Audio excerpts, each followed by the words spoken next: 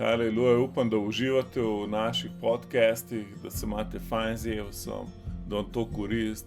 In danes, haleluja, si vabila na večerjo z Božjim ljudstvom. Lahko priješ danes, petek, na Zaloško 54, ob 6, se pravi 18, ješ skupaj z nami, se veseliš, haleluja, in Bog bo deloval v tvojem življenju.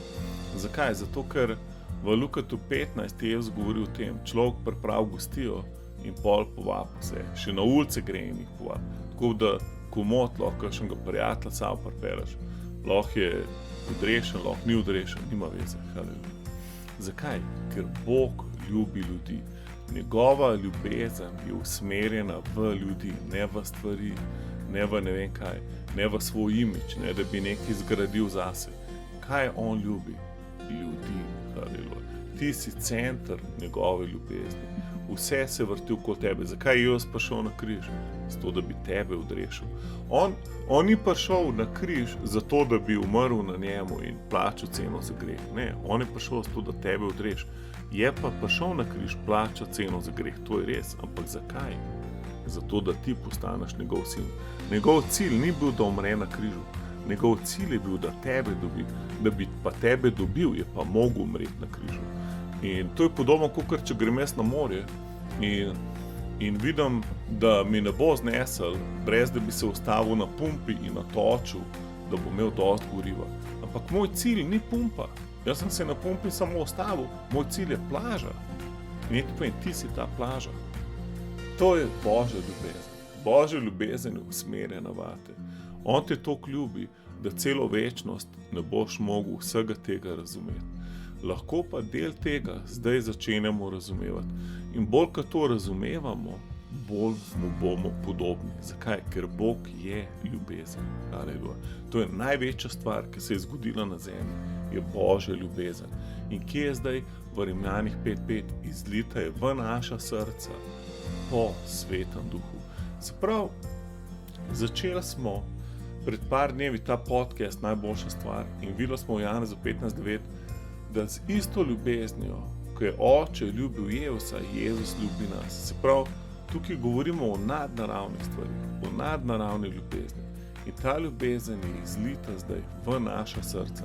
Se pravi, Jezus v nas upanje slave. Njegova ljubezen je zdaj v nas izlita. Se pravi, jaz kadarkoli hočem, lahko hodim in živim ven iz te ljubezni, lahko sprostim to ljubezen v svetu okoli mene. Zato je Jezus rekel, ljubite svoje sovražnike, kar je v bistvu nemogoče v mesu, ampak je mogoče, če hodiš v duhu. In danes ljubezen ni ena emocija, ni en občutek, ni odobravanje ljudi, ni dober feeling, ampak je duhovna stvar. Bog sam je duh in Bog sam je ljubezen in Bog sam je v naših srcih in Božja ljubezen je izlita v naša srca. Se pravi, vse, kar rabiš, je v tvojem duhu. Jezus sam je prišel po Svetem Duhu živeti v tvojega duha.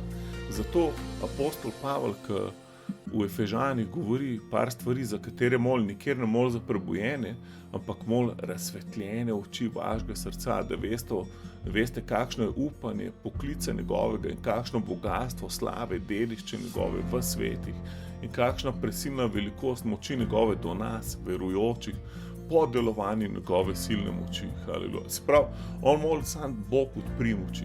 Pokaži, kdo si ti, kakšen je tvoj klic, kdo so oni. Kaj ti delaš v njih? Haleluja. To je največja stvar, Božji klic, klic v Božji ljubezni. Potem v 3. poglavju mol, da morate razumeti z vsemi svetimi, kaj je širjava, dolžina ter globočina in visočina in spoznati ljubezen Kristusovo, ki presega spoznanje, da se napolnite do vse Božje polnosti. Hvala te, Oče, ne bomo danes polni do vse Božje polnosti, da spoznavamo celotno Božjo ljubezen, ki je zlita v naša srca. Haleluja. Uživite z Jezusom.